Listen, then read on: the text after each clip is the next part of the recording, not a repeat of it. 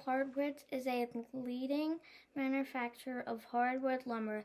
Located in beautiful rural Bedford County, the plant produces more than 26 million board feet of grade lumber every year.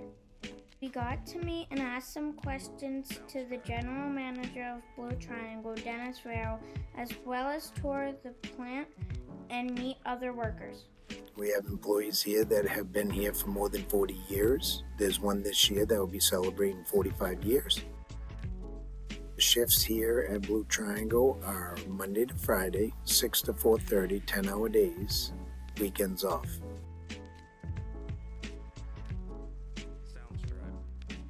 You have to be 18 years old to work at Blue Triangle.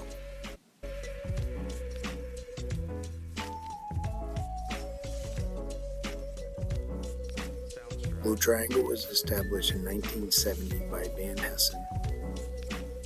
My favorite part about Blue Triangle is the area.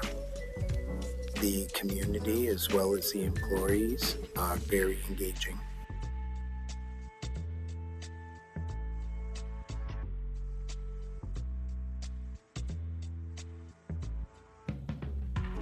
Safety is our first priority over production and all other metrics.